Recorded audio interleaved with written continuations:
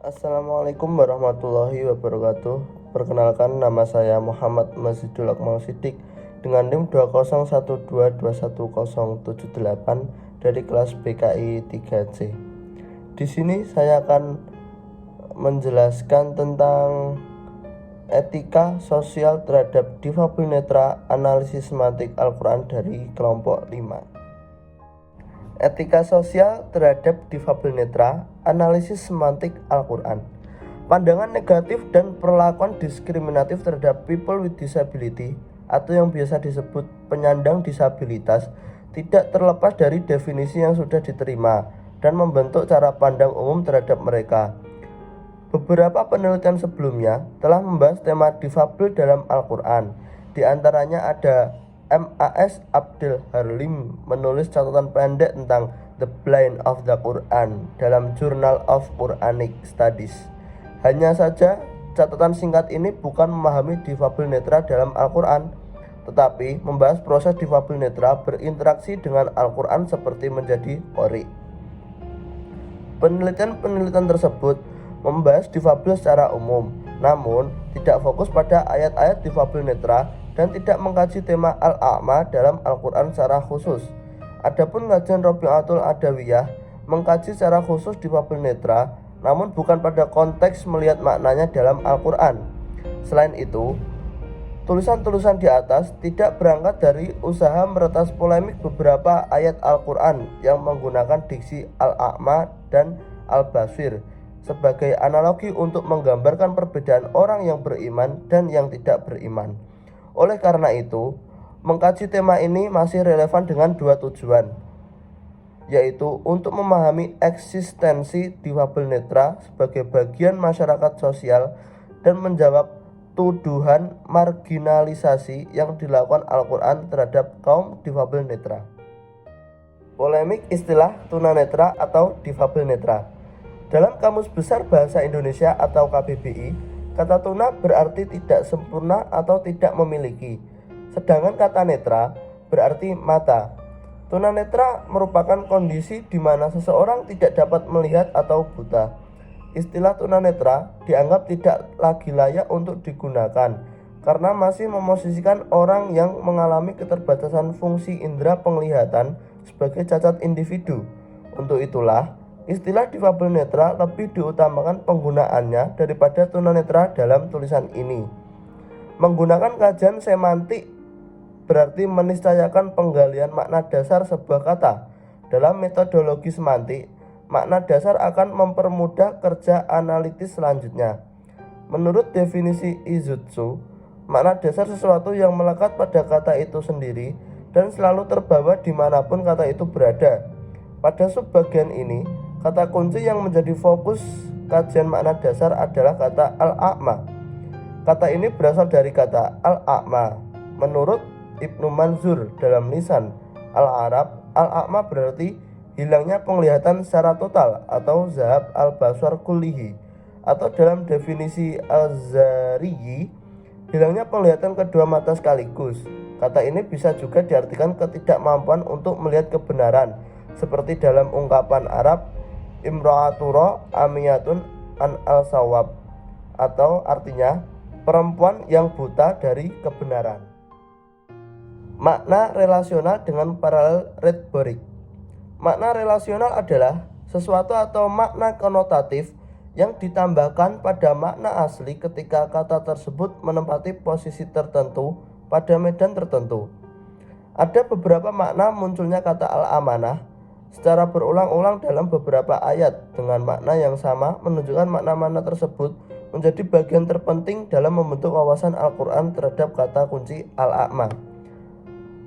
Paralel yang pertama adalah ayat-ayat yang mengandung kata Al-A'ma dengan makna tidak melihat secara fisik.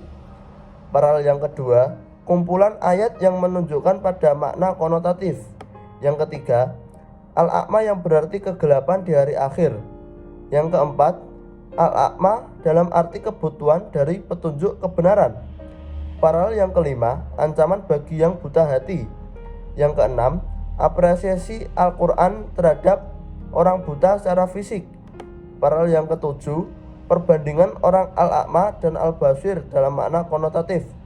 Dan yang terakhir, ayat yang mengandung kata al-a'ma dengan kata al-dalal atau kesatuan. Medan semantik. Beberapa contoh kata kunci yang membentuk medan semantik kata al-a'ma dalam pemasaran Al-Quran. Yang pertama, al-basir. Yang kedua, al-a'mah. Yang ketiga, dalal.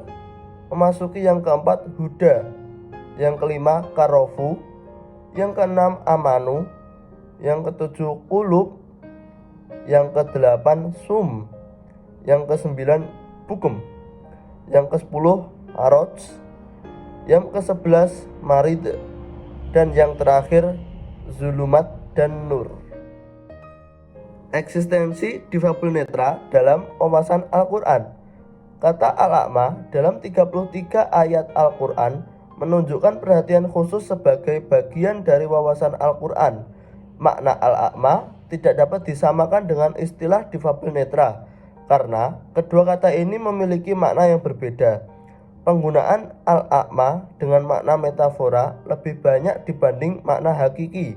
Ini menunjukkan bahwa kebutaan fisik atau difabel netra bukanlah kondisi yang perlu dipermasalahkan. Kata al-a'ma dalam Al-Quran menunjukkan nilai konotasi negatif. Tapi Al-Quran lebih memberikan penilaian negatif pada orang yang buta secara batin, bukan buta secara fisik. Dulu, masyarakat Arab memandang orang buta sebagai sebuah kekurangan. Kondisi fisik ini menjadi acuan kemuliaan dalam pandangan mereka.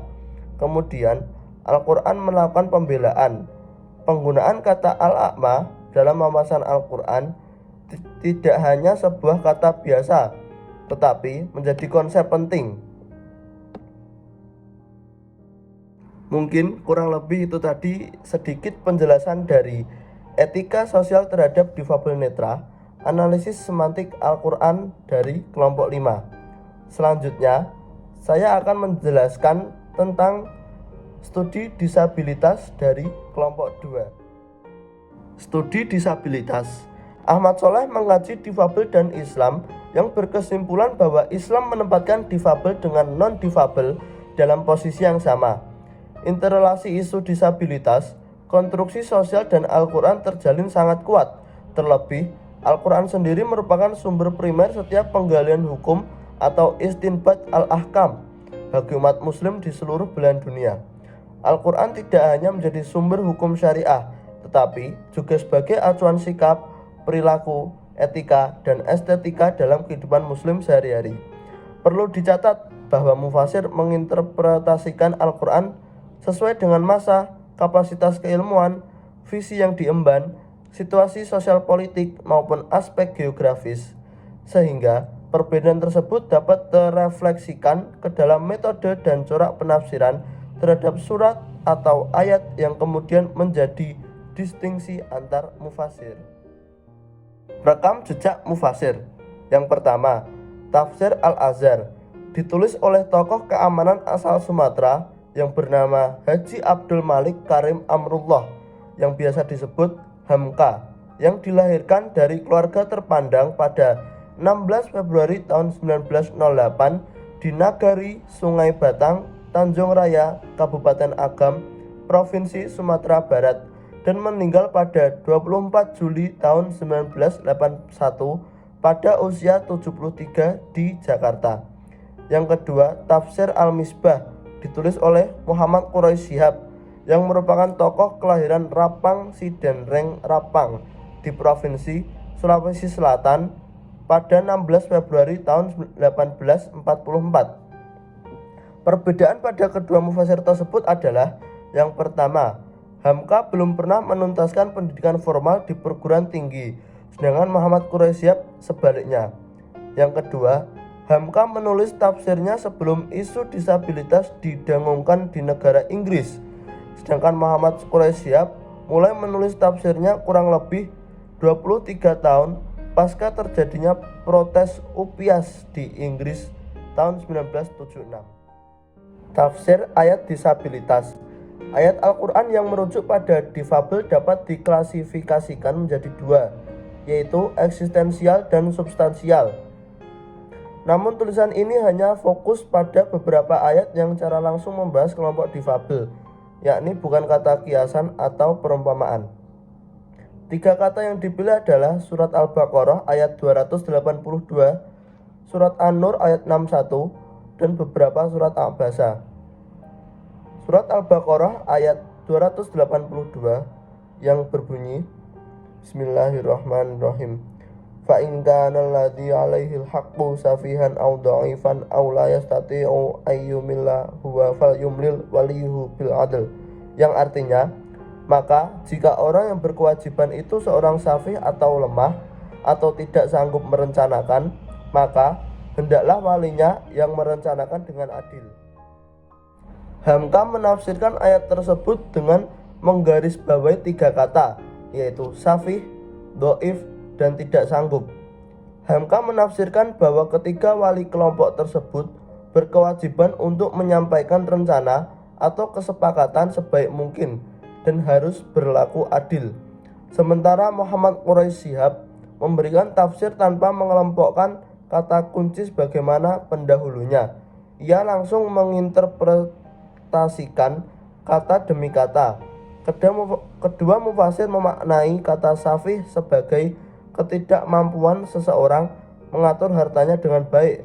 Perbedaan cukup nampak pada kunci kedua, lemah atau dhaif. Hamka menginterpretasikan kepada subjek intelektualitas karena faktor umur yang terlalu muda atau sangat tua. Sementara lemah menurut Shihab lebih kepada aspek biologis, baik karena sakit atau terlalu tua. Surat An-Nur ayat 61 yang bunyinya, Bismillahirrahmanirrahim. Laisa 'alal a'ma haraju wala 'alal a'raji haraju wala 'alal maridi haraju wala 'ala anfusikum ta'kulu min buyutikum aw buyuti abaikum aw buyuti ummahatikum aw buyuti ikhwanikum aw buyuti akhwatikum aw buyuti a'mamikum aw buyuti a'mamikum aw buyuti ammatikum aw buyuti akhwalikum aw buyuti khalatikum aw ma malaktum mafatihahu aw sadiqikum.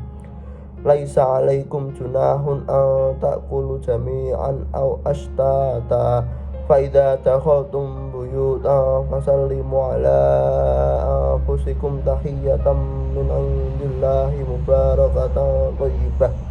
Kadzalika yubayyinullahu lakumul ayati la'allakum ta'qilun. Yang artinya, tidak ada halangan bagi orang buta, tidak pula bagi orang pincang, tidak pula bagi orang sakit, dan tidak pula bagi dirimu sendiri makan bersama-sama mereka di rumah kamu sendiri atau di rumah bapak-bapakmu, di rumah ibu-ibumu, di rumah saudara-saudaramu yang laki-laki, di rumah saudaramu yang perempuan, di rumah saudara bapakmu yang laki-laki, di rumah saudara bapakmu yang perempuan, di rumah saudara ibumu yang laki-laki, di rumah saudara ibumu yang perempuan, di rumah yang kamu miliki kuncinya, atau di rumah kawan-kawanmu. Tidak ada halangan bagi kamu makan bersama-sama mereka atau sendirian. Maka apabila kamu memasuki suatu rumah dari rumah-rumah ini, hendaklah kamu memberi salam kepada penghuninya, yang berarti memberi salam kepada dirimu sendiri. Salam yang ditetapkan dari sisi Allah, yang diberi berkat lagi baik. Demikianlah Allah menjelaskan ayat-ayatnya bagimu agar kamu memahaminya. Menurut Muhammad Quraisy Shihab, ayat ini berbicara mengenai pemberian keringanan bagi kelompok difabel, khususnya difabel sensorik dan fisik. Salah satu kelebihan tafsir Al-Misbah dibanding Al-Azhar adalah kemampuannya menghadirkan ragam penafsiran dari dua kelompok ulama mengenai asbab al-nuzul ayat ini yang sangat relevan hingga saat ini. Surat Abasa adalah salah satu surat sentral dalam kajian isu disabilitas, kaitannya dengan Al-Quran, masyarakat muslim, jurisprudensi, maupun teologi Islam. Bila kita fokus pada kalimat tafsir pertama Al-Azhar, ada indikasi bahwa Hamka sepenuhnya membela sikap Nabi yang tentu pada waktu bersamaan cenderung mengakibatkan keberadaan difabel netra, bahkan bertendensi terhadap hilangnya narasi disabilitas. Secara umum, ada perbedaan dan kesamaan dalam penafsiran ayat-ayat ini. Perbedaannya terletak pada biografi singkat pada Abdullah ibnu Ummi Maktum yang hanya ditulis oleh Hamka, sedangkan Quraisyab tidak melakukannya. Persamaannya terletak pada visi egalitarianisme, suatu paham bahwa Nabi memiliki derajat yang sama. Mungkin kurang lebih itu tadi sedikit penjelasan dari studi disabilitas yang disusun oleh kelompok 2. Kurang lebihnya saya mohon maaf. Bila ada kekurangan atau kesalahan kata, saya mohon maaf. Wabillahi taufik wal hidayah. Wassalamualaikum warahmatullahi wabarakatuh.